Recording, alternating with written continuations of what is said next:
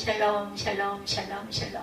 하나님 사랑합니다. 여러분 주 안에서 사랑합니다. 오늘 계시록 2장이죠. 예, 지금 회개하라 이렇게 말씀하고 계세요. 예, 2장 전체 중요한 구절들을 처음 사랑 4절에 보면 에베소 교회 사자에게 편지하라. 오른손에 있는 7뼈를 붙잡고 이곳 금 촛대 사이를 거니 네가 이르시되 내가 내 행위와 수고와 내 인내를 알고 또 약한 자들을 용납하지 아니한 것과 악한 자죠. 약한이 아니라 저도 이게 지금 초점이 자칭 사도라 하되 아닌 그들을 시험하여 그의 거짓된 것을 내가 드러낸 것과 내가 참고 내 이름을 위하여 견디고 게으르지 아니한 것을 아노라. 그리고 이제 4절에 그러나 너를 책망할 것이 있나니 너희 처음 사랑을 버렸느니라. 처음 사랑이 뭐예요? 성령으로 우리가 은혜 받았을 그때 우리 마음에 부음받은 하나님의 사랑을 말하죠. 이 사랑이 우리 마음에 들어왔을 때 교회를 사랑하게 되고 주의 종을 사랑하게 되고 성도를 사랑하게 되죠. 이것이 처음 사랑의 행위이기도 합니다. 그 마음이 그대로 있어야 되는데 점점 식어지는 게 문제죠. 로마서 5장 5절에 성령으로 말미암아 하나님의 사랑이 우리 마음에 어떻게 됐어요? 부음바 되미니.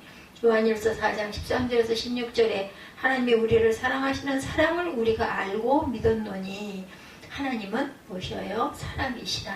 요한복음 15장 16절에 내가 너희를 택하여 세웠나니 이는 너희로 가서 열매를 많이 맺게 하고 또 너희 열매가 항상 있게 하여야 한다. 촛대를 그 자리에서 옮기시려 5절에 보면 그렇죠. 그러므로 어디서 떨어졌는 일을 생각하고 회개하여 처음 행위를 가지라. 만일 그리하지 아니하고 회개하지 아니하면 내가 내게 가서 내 촛대를 그 자리에서 옮기리라. 자, 촛대는 무엇을 뜻해요? 교회를 말합니다. 계시록 1장 20절에 나와요. 촛대를 옮긴다는 말은 교회를 옮긴다는 뜻이죠. 교회를 옮긴다는 말은 주님이 떠나버리신다라는 의미를 갖고 있습니다. 주님이 떠나버리신다는 계시록 2장 1절이죠. 7금 촛대 사이를 거니시는 7교회예요. 그죠? 계시록 1장 13절에 촛대 사이 인자 같으니 교회 사이에 예수 그리스도시죠. 주님이 떠난다는 말은 환난 때 주님이 붙잡아주지 아니하심으로 환난을 이길 수 없다라는 뜻입니다. 이기는 자 7절에 나옵니다. 6절에 오직 내게 이것이 있으니 내가 니골라당 행위를 미워하는도다. 나도 그것을 미워하노라. 귀 있는 자는 성령이 교회들에게 하시는 말씀을 들을지어다. 이기는 그에게는 내가 하나님의 낙원에 있는 생명나무의 열매를 주어 먹게 하리라. 그렇죠? 이기는 자 생명나무는 예루살렘 그 천국에 있어요. 따라서 이 7절 말씀은 처음 사랑을 회복하는 자들로 천국에 들어가게 해주신다라는 것입니다. 이기는 자는 세상을 이기는 자들. 계시록 22장 14절에 이는 그들의 생명나무에 나아가면 문들을 통하여 성에 들어갈 권세를 받으려 합니다. 요한복음 15장 1절에서 17절입니다. 사랑의 열매를 많이 맺는 자는 그리스도에게 속한 자예요. 그리스도에게 속한 자는 마지막 날에 생명의 부활로 나오게 된다. 고린도전서 15장 23절이기도 합니다. 요한일서 4장 17, 8절에 사랑이 우리에게 온전히 이루어진 것은 우리로 심판날에 담대함을 가지게 하려 합니다. 사랑 안에 두려움이 없고 온전한 사랑이 두려움을 내쫓죠. 그리고 죽도록 충성하라 10절에 9절에 보니까 내가 환난과 궁핍을 알거니와 실상은 내가 부유한 자니라. 자칭 유대인이라 하는 자들의 비방도 알거니와 실상은 유대인이 아니요 사단의 회당이다. 서머나 교회 사자에게 편지하라고 그러죠. 처음이며 마지막이며 죽었다 살아나시니가 이르시되 예수 그리스도시죠. 10절에 너는 장차받을 고난을 두려워하지 말라. 볼지어다 마귀가 장차 너희 가운데서 몇 사람을 오게 던져 시험을 받게 하리니 너희가 10일 동안 환난을 받으리라. 내가 죽도록 충성하라. 그리하면 내가 생명의 관을 내게 주리라. 이렇게 말씀하고 있어요. 그죠? 생명의 관을 내게 주리라. 환난과 궁핍 속에서도 말씀, 믿는 도리에 대해 죽도록 충성을 하는 뜻을 갖고 있습니다. 발람의 교훈 14절에 내게 두 가지 책망할 것이 있나니 거기 발람의 교훈을 지키는 자들이 또다. 발람이 발락을 가르쳐 이스라엘 자손 앞에 걸림돌을 놓아 우상의 제물을 먹게 하였고 행음하게 하였느니라. 이와 같이 네게도 니골라당의 교훈을 지키는 자들이 있도다 말하죠. 발람이 불의의 삭스를 사랑하여 이스라엘 자손으로 우상의 제물을 먹게 하고 음행하게 한 사건을 말하고 있습니다. 민수기 25장 1절에서 9절에 증거되어 있어요. 그리고 내 나중 얘기가 처음 것보다 많도다. 19절에 처음 믿을 때보다 나중 얘기가 더 좋았다는 것은 그만큼 신앙이 자랐다는 거죠. 진보가 있었다. 큰 환난 22절에 볼지어다 내가 그를 침상에 던질 터이요 그와 더불어 간음하는 자들도 만일 그 행위로 회개하지 아니하면 큰 환난 가운데 던지고 마태복음 24장 21절입니다. 그때 큰 환난이 있겠습니다. 창세로부터 지금까지 이런 환난이 없었고 후에도 없으리라 이렇게 말씀하고 있습니다. 1장에서 요한은 본서에 대한 이 요한계시록에 대한 개요에 대해서 설명한 후에 이제 2장에 다음 장에서는 2장과 3장에서는 자신이 관심을 가지고 관계하기도 한 교회들에게 이제 편지를 보냅니다. 본격적으로 이것은 그 교회에 합당한 말씀을 전하라는 예수님의 지시를 받아서 이루어진 것으로 오늘날 우리의 교회들을 보는데 꼭 필요한 말씀일 것입니다. 에베소 교회 보낸 편지 1절에서 7절까지 우리 쭉 읽었어요. 수고와 인내와 진리에 썼음을 우리가 인정합니다. 에베소 교회에 대해서 예수님이 나타나신 모습은 오른손에 7뼈를 붙잡고 7 금추대 사이를 거니시는 모습. 금추대는 교회들이라 말씀드렸죠. 이것은 그분이 교회 전체를 장악하고 계시고 교회들 가운데서 여전히 일하고 계심을 보여주시죠. 예수님의 에베소 교회에 대하여 그들의 행동과 수고 그리고 인내에 대하여 인정하시고 칭찬하셨어요. 3절에. 또한 그들이 확고부동한 진리 위에 섰음을 또한 인정합니다. 또한 악한 자들을 배척하고 거짓 사도들의 정체를 폭로했고 니골라 당의 행위를 미워했다라고 칭찬하세요. 6절에 영득을 시험해야 한다. 요한일서 4장 1절입니다. 사랑하는 자들아 영을 다 믿지 말고 오직 영들이 하나님께 속하였나 분별하라. 영득이 아니라 영들을 시험해야 하죠. 영들이 하나님께 속하였나 분별하라. 많은 거짓 선지자가 세상에 나왔습니다. 거짓 사도에 대해서 고린도후서 11장 13절에 그런 사람들은 거짓 사도요 소위는 일꾼이니 자기를 그리스도의 사도로 가장하는 자들이라. 인내는 약속을 교육으로 받습니다. 히브리서 10장 36절에 너에게 인내가 필요함은 너희가 하나님의 뜻을 행한 후에 약속하신 것을 받기 위함이라 이렇게 말씀합니다.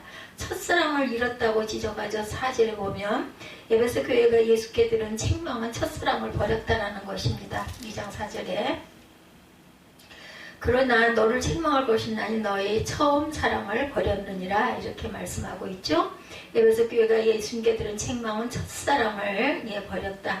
이 사랑에는 예수께 대한 것과 아울러 성도 간의 교제를 포함합니다.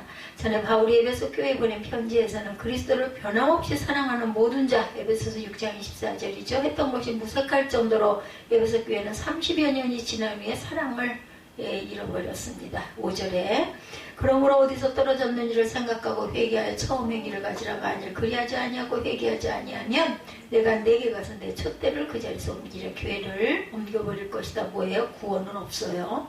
그러므로 에베소 교회 교인들은 어디에서 잘못되었나 생각하고 회개해야 했습니다. 그 결과에 따라서 촛대를 옮길지 그대로 둘지가 결정된다 말씀하죠.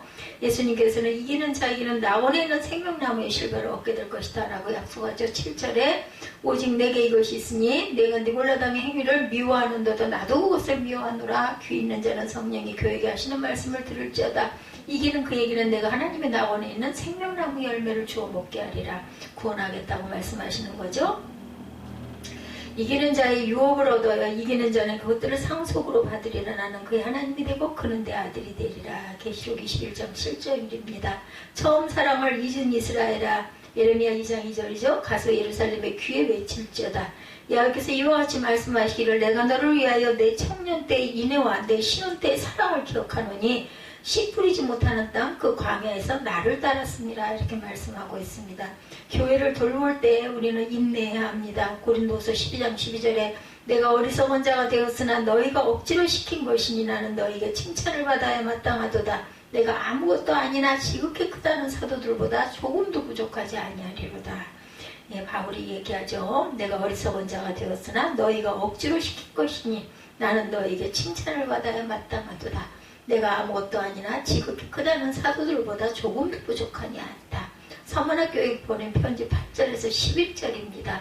서문학교의 사제에게 편지하라. 처음이며 마지막이요 죽었다 살아나신 이가 이르시되 내가 내 환난과 궁핍을 알거니와 실상은 내가 부요한 자니라. 자칭 유대인이라는 자들의 비방도 알거니와 실상은 유대인이 아니요 사단의 회당이다.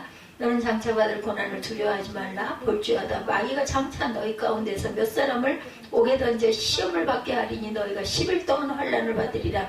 내가 죽도록 충성하라. 그리하면 내가 생명의 권을 내게 주리라. 귀 있는 자는 성령이 교회들에게 하시는 말씀을 들을지어다. 이기는 자는 둘째 사망의 해를 받지 아니하리라. 우리는 이겨야 되겠죠. 어떤 환난과 시험에도. 왜냐하면 둘째 사망이 우리를 해치지 못합니다. 환난과 궁핍 중에도 부요함을 인정하십니다. 서문학교에 대하여 예수님은 처음이고 나중이고 죽었다 살아나신 분으로 나타나셨어요. 8절에 예수님의 시간의 주관자가 되시고 또한 죽음에서 부활하셔서 모든 성도들의 부활을 보증하셨어요. 서문학교의 교인들은 이러한 예수님의 모습에서 교훈을 얻어야 했습니다. 예수님은 서문학교에 대하여 그들이 환난과 궁핍을 당했지만 실상은 부유한 자라는 칭찬을 하셨어요. 재산을 몰수당하고 자칭 유대인을 하는 자들이 회방을 하는 것을 아셨고 대적들의 악독함과 거짓을 모두 하셨지만 그것들을 모두 이겨내고 영적인 성장을 이룩한 서문학교회를 칭찬하시죠. 11절에 이런 칭찬을 받으면 얼마나 감동할까요? 귀 있는 자는 성령이 교회에게 하시는 말씀을 들을지어다. 이기는 자는 둘째 사망의 해를 받지 아니하리라. 아멘. 모든 사람에게 부여한 그리스도십니다. 로마서 10장 12절에 유대인이나 헬라인이나 차별이 없음이라 한 분이신 주께서 모든 사람의 주가 되사 그를 부르는 모든 사람에게 부유하시도다. 믿음에 부욕해 된 그리스도인입니다. 야고보서 2장 5절 내 사랑하는 형제들아 들을지어다. 하나님이 세상에서 가난한 자를 택하사 믿음에 부유하게 하시고 또 자기를 사랑하는 자들에게 약속하신 나라를 상속으로 받게 하지 아니하셨느냐. 참된 부여죠. 고린도후서 8장 5절에 우리 주 예수 그리스도의 은혜를 너희가 알거니와 부유하신 이로서 너희를 위하여 가난하게 되심은 그의 가난함으로 말미암아 너희를 부유하게 하려 하심이라 말씀합니다. 환난 중에도 죽도록 충성하라고 부탁하시죠. 10절에 보면은 너는 장차받을 고난을 두려워하지 말라. 볼지어다 마이와 장차 너희 가운데 몇 사람을 오게 던져 시험을 받게 하리니 너희가 10일 동안 환난을 받으리라. 내가 죽도록 충성하라. 그리하면 내가 생명의 멸류관을 주리라. 네, 그래요. 서문의 교회에 대해서 예수님은 말씀하시기를 장차 고난을 받을 것이지만 고난 중에도 죽도록 충성해라. 장차 다가올 핍박에서 몇 사람이 감옥에 갇히기도 하는 환난이 오겠지만 온 교회가 힘을 합해 어려움을 이겨내고 죽도록 충성하면 생명의 멸류관을 주시겠다고 약속하시죠. 그 환난을 이기는 자만이 둘째 사망의 해를 받지 않을 것이다. 11절에 지극히 작은 일에 충성해야 한다고 하십니다. 누가복음 16장 10절에서 12절이죠. 지극히 작은 것에 충성되는 큰 것에도 충성되고 지극히 작은 것에 불의한 자는 큰 것에도 불의하니라. 너희가 만일 불의한 재물에도 충성하지 아니하면 누가 참된 것으로 너희에게 맡기겠느냐. 너희가 만일 남의 것에 충성하지 아니하면 누가 너희의 것을 너희에게 주겠느냐. 충실한 자 바울입니다. 사도행전 17장 16-7절입니다. 바울이 아덴에서 그들을 기다리다가 그 성에 우상이 가득한 것을 보고 마음에 격분하여 회당에서는 유대인과 경건한 사람들과 장터에서는 날마다 만나는 사람들과 변론하니 이렇게 말씀하죠. 버가모 교회에 12절에서 17절까지 보내는 편지가 소개되고 있습니다. 12절에서 17절 버가모 교회의 사자에게 편지하라. 좌우에 날성검을 가지신 이가 이르시되 내가 어디에 사는지를 내가 아노니 거기서 사탄의 권자가 있는 데라. 내가 내 이름을 굳게 잡아서 내 충성된 증인 안디바가 너희 가운데 고 사단이 사는 곳에서 죽임을 당할 때에도 나를 믿는 믿음을 저버리지 아니하였도다. 그러나 내게 두 가지 책망할 것이나니 거기 내게 발람의 교훈을 지키는 자들이 있도다. 발람이 발락을 가르쳐 이스라엘 자손 앞에 걸림돌을 놓아 우상의 재물을 먹게 하였고 해금하게 하였느니라. 이와 같이 내게도 니골라당의 교훈을 지키는 자들이 있도다. 그러므로 회개하라. 그리하지 아니하면 내가 내게 속히 가서 내 입의 검으로 그들과 싸우리라. 귀 있는 자는 성령이 교회들에게 하시는 말씀을 들을지어다. 이기는 그의 길은 내가 감추었던 만나를 주고 또 흰 돌을 줄 터인데 그 돌 위에 새 이름을 기록할 것이 있나니 받는 자밖에는 그 이름을 알 사람이 없느니라. 예수 그리스도시죠. 믿음을 저버리지 않음을 칭찬하셨어요. 13절에 보면은 이렇게 말씀하고 있죠. 어디서 사는지를 내가 안다. 사단의 권자가 있는 데라 내가 내 이름을 굳게 잡아 내 충성된 증인 안디바가 너희 가운데 곧 사탄이 사는 곳에서 죽임을 당할 때에도 나를 믿는 믿음을 저버리지 아니하였다 하시는 거예요. 버가모 교회에 나타나신 예수님의 모습은 좌우에 날성검을 가진 분이셨어요. 이는 당시 로마의 총독이 검을 사용해 사형을 집행하는 권위를 가지고 있었던 것을 비교하면서 예수님의 선악과 정사를 가리는 권세를 가진 분이라는 상징을 나타내고 있습니다. 버가모 교회 교인들의 처한 환경이 어떤가를 주님은 알고 계셨어요. 당시 버가모는 사단의 위, 즉 제우스 신의 산당에 있었고 황제 숭배의 뿌리 깊은 전통을 가진 도시였습니다. 13절에 증가하고 있죠. 내가 어디에 사는지를 내가 안다. 거기는 사단의 권자가 있는 데라. 내가 내 이름을 굳게 잡아 내 충성된 증인 안디바가 너희 가운데 곧 사단이 사는 곳에서 죽임을 당할 때에도 나를 믿는 믿음을 저버리지 아니하였다. 순교한 거예요. 그러나 그러한 환경 가운데서도 보가모 교회의 교인들은 예수님의 이름을 굳게 잡고 있음을 저버리지 않았어요. 예수님은 바로 그것을 칭찬하고 계시죠. 믿음의 시련이 인내를 이루죠. 야고보서 1장 3절에 이는 너희 믿음의 시련이 인내를 만들어내는 줄 너희가 알미라. 소망이 인내를 이룹니다. 로마서 8장 25절입니다. 만일 우리가 보지 못하는 것을 바라면 참음으로 기다릴지니라. 환난 인내를 이루죠. 로마서 5장 3, 4절에 다만 이뿐 아니라 우리가 환난 중에도 즐거워하는 이는 환난은 인내를 인내는 연단을 연단은 소망을 이루는 줄 알미라. 헛된 교훈을 따르는 것을 책망하셨어요. 14, 5절이죠.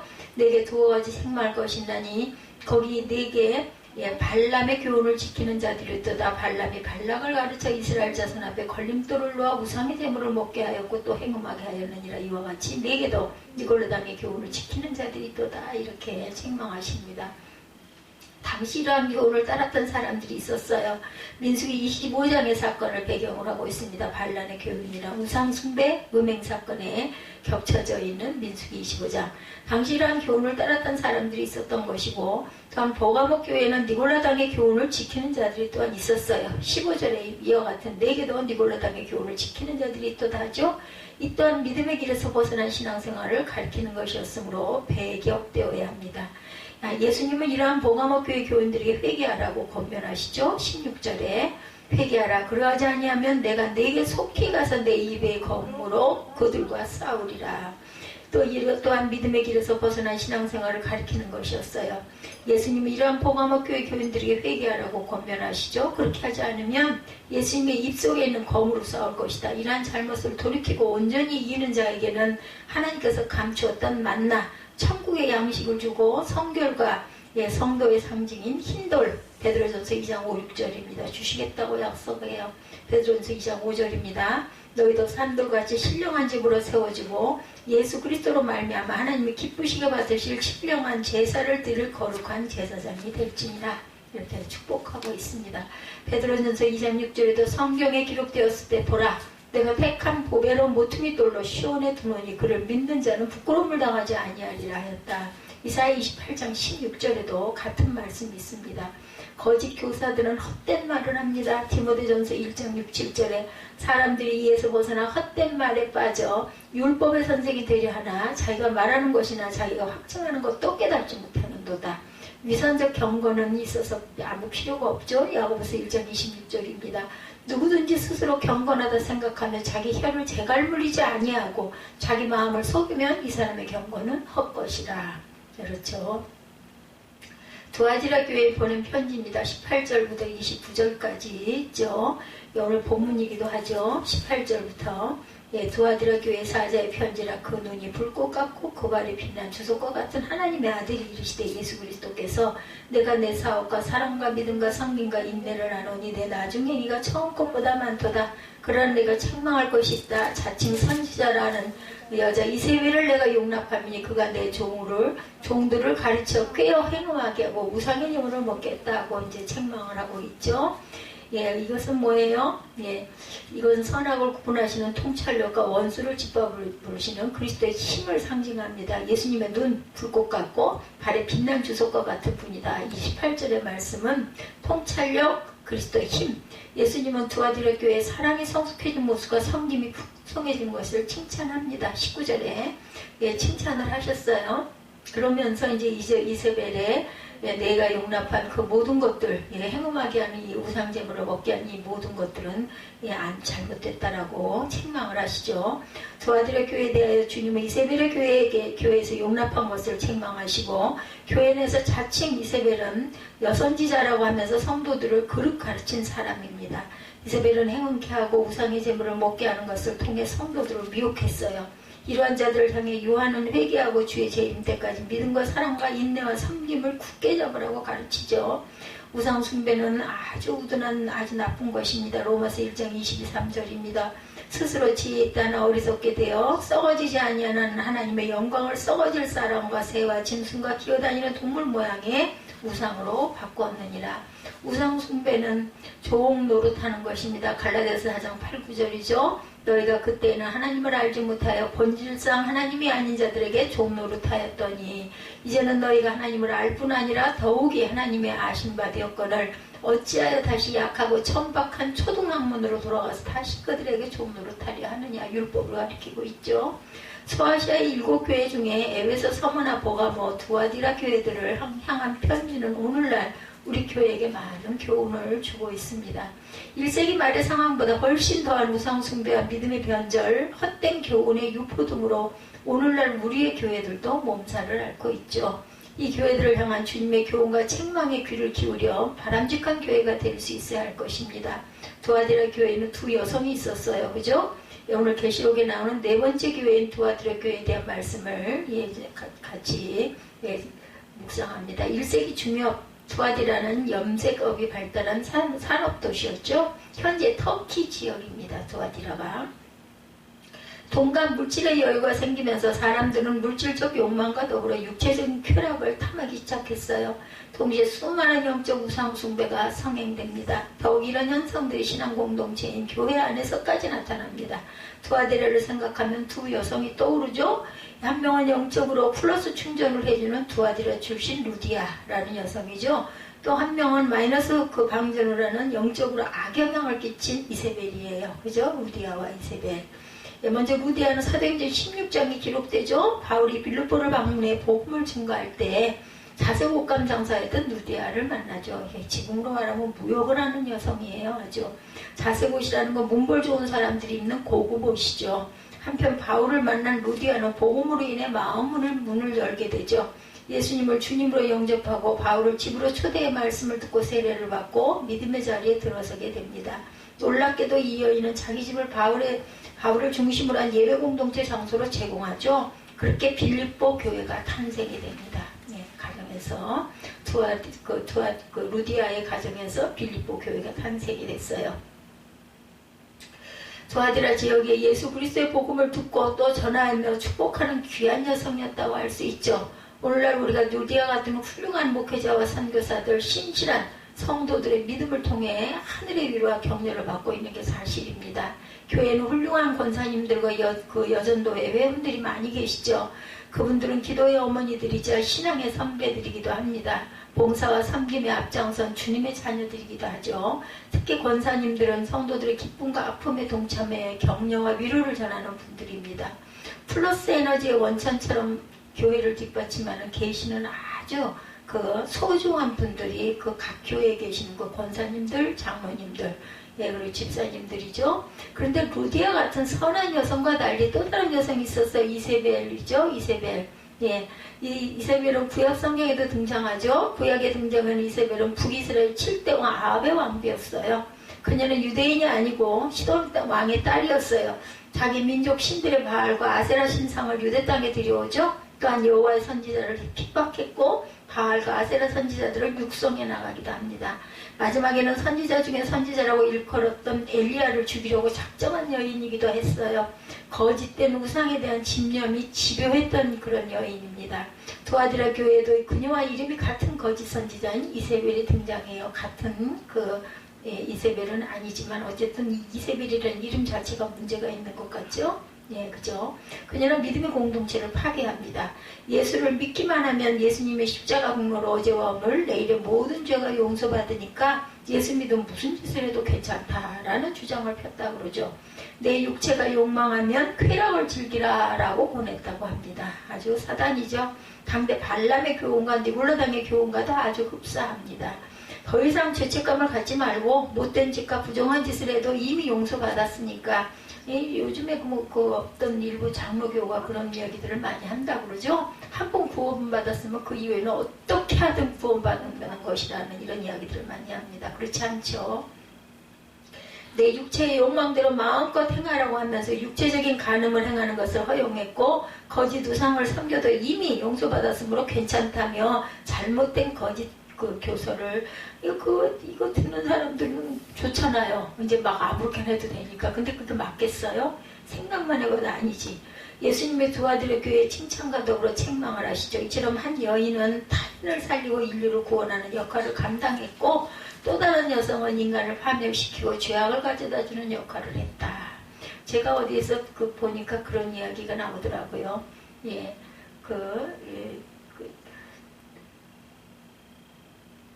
우유를 먹고, 그죠? 양은 우유를 먹고 아주 아름다운 그런 젖이 나와가지고 생명을 살리는가 하면은 뱀은 똑같은 물을 마시고 독을 만들어낸다는 이야기를 들으면서 참 그 얘기에 저는 많이 감동을 받았습니다. 우유를 먹고 우유를 만들어내고 같은 물을 먹고 하나는 우유를 만들어내서 생명을 살리고 하나는 같은 물을 마셨는데 독이 나와가지고 그걸 독에 감염이 되면 죽잖아요. 그죠? 그래서 우리는 생명의 그런 사랑을 실천할 줄 알아야겠다 이런 마음이 왔었어요. 그 가운데 오늘 본문에 두 아들의 교회에 등장하는 여인은 후자였어요. 이로 인해 교회가 흔들리는 이세벨 모습을 지켜보면서 예수님은 말씀하십니다. 계시록 2장 18, 9절이죠. 그는 이 불꽃 같고 발이 빛난 주석과 같은 하나님의 그 아들이 이르시되 내가 내 사업과 사랑과 믿음과 성민과 인내를 아노니 내 낮은 행위가 처음 것보다 많도다. 아주 놀라운 칭찬이죠. 갈수록 좋아졌다는 겁니다. 어제보다 오늘이 더 좋은 결과를 맺고 있다는 거죠. 계시록에 등장하는 교회를 처음부터 살펴보면 첫 번째 교회는 에베소 교회가 그들이 가진 신앙적 잣대를 잘못된 거짓 선지자를 규명해 내쫓는 것을 확인할 수 있습니다. 이로 인해서 예수님께 칭찬을 받았어요. 그렇지만 동시에 처음 사랑을 잃어버렸다는 꾸중을 듣기도 하죠. 반면 오늘 본문의 두 아들의 교회는 내용이 반대죠. 주님은 그 교회를 향해 말씀합니다. 내가 보니 너의 사랑이 참으로 풍성하구나. 이웃을 위해 봉사도 많이 하고 인내도 크구나. 그런데 분별력을 잃었구나. 거짓된 선지자를 분별하고 그들을 쫓아내는 능력을 너희가 잃었다. 이렇게 엄중한 책망을 하죠. 즉 주님은 사랑 없이 정의만 살아있는 것 그것이 문제다. 그런데 정의 없이 사랑만 풍성한 것 그것도 큰 잘못이다. 이로써 두아디라 교회를 향했던 칭찬은 다음과 같이 바뀝니다. 그러나라는 접속사, 역전의 접속사로 시작이 되죠. 모든 것을 뒤집는 역전의 접속사를 사용합니다. 그러면서 결정적인 책망받을 사안이 있음을 지적하죠. 20절입니다. 그러나 내게 책망할 일이 있노라. 자칭 선지자라는 여자 이세벨을 내가 용납함이니 그가 내 종들을 가르쳐 행음하게 하고 우상의 제물을 먹게 하는도다. 20절이죠. 내 마음대로 해도 좋다고 해서 한번 믿으면 다 용서가 됐으니까 내 육체의 탐욕대로 욕망대로 끌리는 대로 본능대로 해도 괜찮다라는 방식은 잘못된 교리죠. 예수님의 두 아들의 교회에 회개할 기회를 주셨어요. 그러나 이런 위기 속에서 예수님은 다시 한번 기회를 허락합니다. 모든 영적 위기, 신앙적 위기를 벗어날 수 있는 기회는 하나뿐입니다. 그것은 회개. 바뀌는 거죠. 21절에 내가 그에게 회개할 기회를 주었을 때 자기의 음행을 회개하고자 하지 아니하는도다. 21절이죠. 두 아들의 교회에 회개할 기회가 주어졌습니다. 그들의 잘못이 무엇인지를 가르쳐 주셨어요. 무엇이 잘못인지 알면서도 회개하지 않았다라는 거죠. 이건 이제 구제가 불능이죠. 이것이 가장 위험한 일이죠. 회개할 줄 알면서도 회개하지 않는 일, 회개할 제목을 알고 있으면서도 의도적으로 회개를 거절하는 것, 이에 대한 주님의 경고는 명확합니다. 교회란 어떤 공동체예요? 단순히 행복을 추구하는 공동체가 아니라 거룩을 열망하는 공동체가 되어야 합니다. 또한 교회는 자기 갱신, 자기 변형, 자기 회개를 통해 진정으로 하나님을 기뻐하시는 거룩의 자리에 들어서는 공동체여야 한다. 예수님도 22, 3절에서 회개하지 아니하면 심판하겠다 이렇게 말씀하시죠. 내가 너희들을 내버리겠다. 너희들의 자녀를 죽음에서 내몰겠다라고 엄중하게 말씀하시고 모든 교회가 나는 사람의 뜻과 마음을 살피는 자인 줄 알지라 내가 너희 각 사람의 행위대로 갚아주리라고 덧붙이시죠. 회개하지 않는다면 행위대로 갚아줄 것이라고 경고합니다. 이로써 나타난 예수님의 참 메시지는 죄악에 갇힌 인간 실존, 그로 인해 형벌에 놓인 인간 실존을 예수님은 매우 안타까워하시면서 그렇기 때문에 회개하라고 촉구하시죠. 하나님의 나라가 가까이 왔으니 회개하라. 회개는 누구에게 필요한 것일까요? 예수를 믿지 않는 자에게 필요한 것일까요? 믿는 자에게도 필요하죠. 믿음의 사람들에게도 회개가 필요합니다. 예, 뭐 믿지 않는 자는 회개가 뭔지도 모를 수도 있죠. 양심의 가책이 없기 때문에. 회개는 믿는 자들이 잘못할 때 그게 마음에 아픔이 오죠. 그래가지고 회개를 해야 합니다. 언제나 변화와 개혁의 시작입니다. 회개라는 건. 내 삶의 지와 단절시키는 능력이 회개에 있습니다. 회개는 우리의 현재와 미래를 새롭게 여는 열쇠와도 같다. 예수님이 왜 세례 요한을 칭찬하셨어요? 그에게는 칭찬받을 만한 많은 이유도 있었지만 무엇보다 예수님보다 앞서서 회개를 하나님의 심판이 얼마나 엄중한가를 선포했기 때문이죠. 예수님이 왜 당대 종교 지도자들과 바리새인들과 서기관들에게 분노하셨어요? 말씀을 들으면서도 전혀 회개할 생각, 나는 아니야, 나는 니들만 그렇게 잘못해서. 이게 문제죠. 자신은 빠져. 자신은 하나님의 위치에 딱 앉아가지고 내려다보면서 니들 그렇게 하면 안 돼, 너희들 그러면 죽어, 이러고 있어. 본인은 어떤데? 반면 예수님이 왜 민중을 불쌍히 여기셨어요? 예수님의 말씀하실 때 귀 기울여 들었어요. 오히려 그들은 정말 마음이 정말 안타까운 거죠. 귀 기울여 듣습니다. 그리고 마음이 막 그냥 조마조마한 거죠. 회개하는 마음으로 예수를 향해 삶의 방향을 들었기 때문에 불쌍하게 여기십니다. 후회가 아닌 회개를 해야 하는 거죠. 후회만 하고 말면 가룟 유다나 다를 바가 없어요. 나 중심에서 누구 중심으로? 예수님 중심으로 방향을 바꿔야 합니다. 우리의 삶이, 내가 기뻐하는 삶에서 하나님이 기뻐하시는 삶이 뭔지를 자꾸 고민하고 삶의 방향을 전환하는 것이 바로 회개입니다. 우리는 회개가 필요하다는 사실을 날마다 새롭게 깨달으며 살아갑니다. 내 안에 이기심과 탐욕, 죄악을 누구보다 나 자신이 잘 알고 있습니다. 그럼에도 왜 그토록 회개하기가 힘든 것일까? 왜 회개하기를 망설이고 주저하고 있는 것일까? 왜 이렇게 회개하는 게 어려울까요? 자신을 죄인으로 규정하는 것을 좋아하는 사람이 없기 때문입니다. 나는 아니다, 나는 이만하면 괜찮아, 이렇게 생각을 하는 거죠. 자꾸 눈에 온전치 못한 것만 보이고 자신의 잘못은 보이질 않기 때문에. 회개한다는 건 내가 문제가 많은 사람임을 인정하고 확인하는 것이기 때문이죠. 나 자신의 감추어진 약점을 노출시켜야 하기 때문입니다. 그래서 회개란 위험부담이 큽니다. 자기 삶이 괜찮은 줄 알았는데 구겨진 인생이라고 말하는 게 쉽지가 않죠. 그것이 다른 사람이 아닌 하나님 앞이라 해도 회개는 하기 어려운 일입니다. 지금까지 내가 쌓아놓은 것들을 포기해야 할까봐 두렵기도 합니다. 그동안 즐겼던 쾌락도 버려야 하는 건 아닌가 또 염려가 되죠.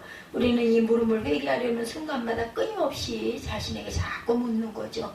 회개에 대한 최고의 책이라고 알려진 차메록 성호 오스틴의 작품이죠. 그가 하나님께 이렇게 고백하는 것을 확인할 수 있습니다.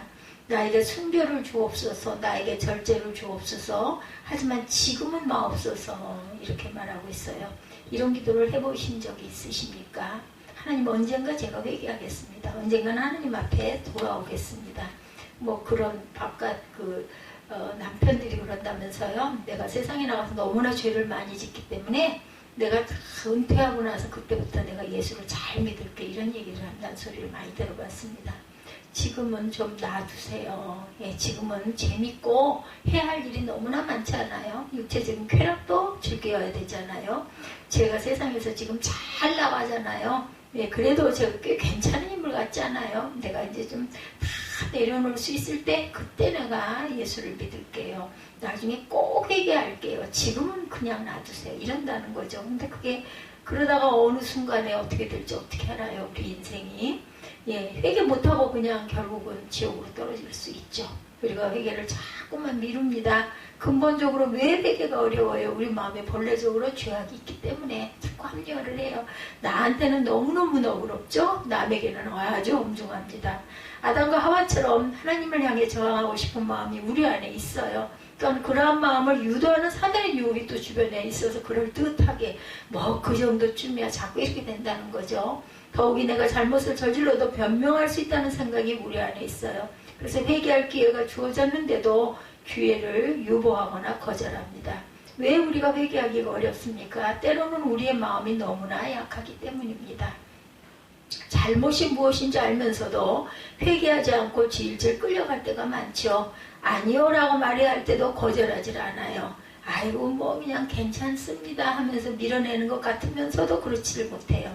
착한 콤플렉스를 가진 사람들이 그런 경우에 많습니다. 마음 내키지 않은 일을 하면서 탈출할 용기가 없어서 그저 그냥 자꾸 질질 따라가죠. 예, 주저합니다. 진지하게 회개하지 않기 때문에 똑같은 잘못을 끊임없이 반복해서 저지릅니다.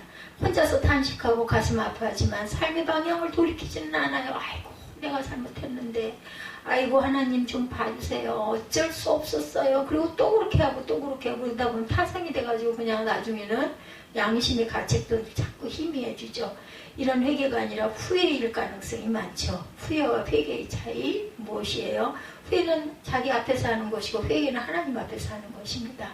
후회하고 또 그렇게 똑같이 저지르게 됩니다. 예, 오늘 제가 그 말씀을 정리하다 그런 말씀에 마음에 감동이 왔습니다. 예, 요즘 세대 사람들은 왜 그렇게 죄를 자꾸 짓느냐, 그 부분에 너무 하나님을 경외하는 마음이 없어서 그래요. 하나님이 두렵다는 생각을 절대로 못해요. 더 나쁜 짓을 해도 아무 상관을 더 잘 사는데 이런 생각을 자꾸 하다 보니까 그러니까는 하나님 앞에 온전치를 못하고 자꾸 죄를 짓고 죄가 자꾸 쌓여가죠. 산더미처럼 눈더미처럼 나중에 돌이킬 수도 없을 정도가 되버리고 맙니다. 그래서 참 그게 맞구나. 그때 그 이스라엘 백성들 봐요. 얼마나 순진해요. 보면은 그죠? 조그마한 일 하나를 가지고도 죽을 것 같이 땀을 치면서 통곡을 하고 그죠? 재에 올라 앉아가지고 그냥 옷을 찢어 뜯으면서 그렇게 울고불고 통곡을 하는 아주 순진해서 그래요. 요즘에 누가 그래요? 안 그러잖아요. 네. 후회는 자기 연민에 불과하지만 회개는 하나님 앞에서의 자기 갱신이라고 할 수 있죠.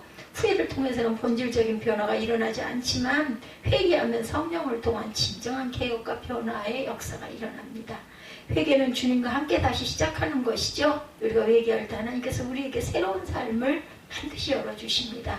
그렇다면 어떻게 회개할 수 있을까? 하루 일과를 보낸 후 저녁에 주님 앞에 나아갈 수 있죠. 하루 동안 내가 품은 모든 못된 생각들, 미워하는 마음들, 분노와 시기, 이 모든 것들, 질투심을 하나님께 쏟아내며 회개하는 것. 때때로 하루하루 쌓아놨던 것을 주일날 예배를 통해 쏟아낼 수도 있죠. 그 또한 좋은 방법 중에 하나입니다. 근데 그걸 일주일을 쌓아놓을 수가 있어요. 그래서는 안 되죠. 매일매일 회개해야죠. 마음에 가책이 오는 것들은 빨리빨리 털어내고 하나님 앞에 다시는 그렇게 안 하겠습니다. 회개해야 합니다. 회개란 깨달은 순간 하는 거죠. 내가 지금 잘못했다면 바로 그때 회개하면 됩니다. 내가 연약해졌을 때 구렁텅이에 빠진 것 같은 마음이 들 때 예수께 도움을 요청하면 되죠. 하나님 도와주세요. 제가 위기 속에 들어와 있습니다. 어떻게 해야 할까요? 고쳐주세요. 다시 시작할 수 있도록 도와주세요. 미루지 말고 회개하는 것, 그것이 진정한 회개의 시작이죠. 깨달은 그 순간 하나님 이 길로 가는 것이 내 욕심이 멈춰서게 해주세요. 이렇게 우리 마음으로 기도해야 합니다. 하나님 원하시는 길이 보이면 제가 그 길로 순종하겠습니다. 라고 회개하는 것. 또는 회개할 때 중요한 건 회개를 슬립 모드로 해서는 안 된다는 거. 컴퓨터를 하다가 급하면 절전 모드를 사용하죠. 전원이 너무나 그 배터리가 없을 때. 그러면 1시간 후든 언제든 원하는 시간에 재사용할 수가 있습니다. 우리의 회개가 이럴 때 많죠. 잠시 멈출 뿐. 그냥 슬립 모드로 잠깐 두었다가 다시 켜면 이전 그대로의 모습이 나타난다는 거. 그러나 회개는 뭐 하는 거예요? 리셋하는 것입니다. 다시, 그죠? 초기화. 완전히 전원을 아웃시켜야 합니다. 그런지 주님과 함께 다시 시작하는 거, 한 걸음부터. 때로 잘 안 되면 하루에 한 끼를 그 음식도 해보는 것도 좋습니다. 진정으로 주님의 말씀으로 우리가 리셋하기를 원한다고 주님께 회개하면서 그 모습으로 제가 아침 금식하겠습니다. 아니면 점심 금식하겠습니다. 직장인들 무척 힘들겠지만 마음에 그 소망이 있으면 배고픈 줄도 모릅니다. 너무 오래 하면 또 건강이 약해지면 안 되니까 그럴 때 그저 예수님을 기억하는 데부터 시작합니다. 예수께로 방향을 맞추죠. 예수님 어떻게 할까요? 하늘의 지혜와 용기를 주옵소서. 주님이 원하시면 제가 시작하겠습니다. 주님이 싫어하시면 멈추겠습니다. 우리 찬양 있죠. 주께서 동행해 주옵소서. 이렇게 회개의 자리에 나아가는 거죠. 그렇게 회개는 겸손한 자가 할 수 있는 것, 용기 있는 자가, 용기가 있어야 회개도 할 수 있어요. 어제에 머물러 있는 사람이 회개하는 게 아니라 오늘과 내일을 향해 새롭게 도전하고 성숙하려는 사람이 회개를 하게 됩니다. 그다음 회개는 믿음의 사람들의 신앙의 시작이자 마지막이라고 할 수 있습니다. 동시에 신앙의 과정이기도 합니다.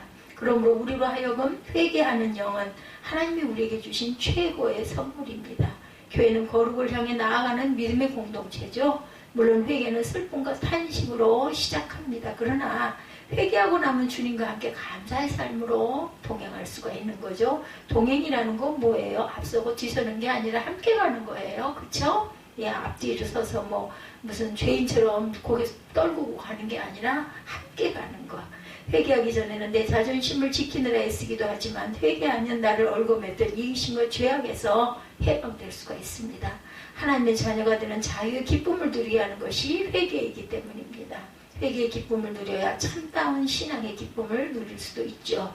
신앙이란 단순히 행복을 위해 갖는 게 아닙니다. 신앙의 목표는 뭐해지기 위해서? 거룩해지기 위함입니다. 교회는 어떤 공동체예요? 행복을 위해 모이는 공동체가 아니고 하나님을 향한 거룩함을 위해 모이는 거룩의 자녀들의 공동체라는 것. 나아가 이 거룩함을 들고 세상을 향해 나아가라고 우리에게 부탁하시죠. 진정한 행복 역시 거룩함 속에 있습니다. 행복을 먼저 추구하면 거룩해지지 않아요. 하나님 앞에 회개하며 거룩으로 나아갈 때 비로소 우리는 행복과 기쁨을 또한 맛볼 수가 있다라는 거. 이게 그게 그거지. 근데 그렇지가 않죠. 회개하고 거룩으로 나아갈 때 우리 마음에 기쁨과 감사가 넘쳐나죠. 이 시대가 요동치고 있죠. 수많은 유혹과 미혹이 우리의 삶을 방해하기도 합니다. 때로는 예수님을 믿는 자와 믿지 않는 자의 차이가 무엇인지 보이지 않을 때 그게 그건 것 같아 보일 때 별로 구별도 잘 안 될 때도 있어요. 이때 우리가 가야 할 길은 회개입니다. 행복이 아니라 거룩해지는 것. 수많은 인문학자와 철학자들이 추구하는 것은 행복이죠. 그러나 우리 믿음의 성도들이 추구하는 것은 거룩이어야 합니다. 이 놀라운 것을 우리가 추구할 때 우리 자신뿐 아니라 세상을 변화시키는 하나님의 사람이 될 수가 있죠. 이런 새생명 새빛교회 저와 여러분들이 되시기를 주님의 이름으로 축복합니다.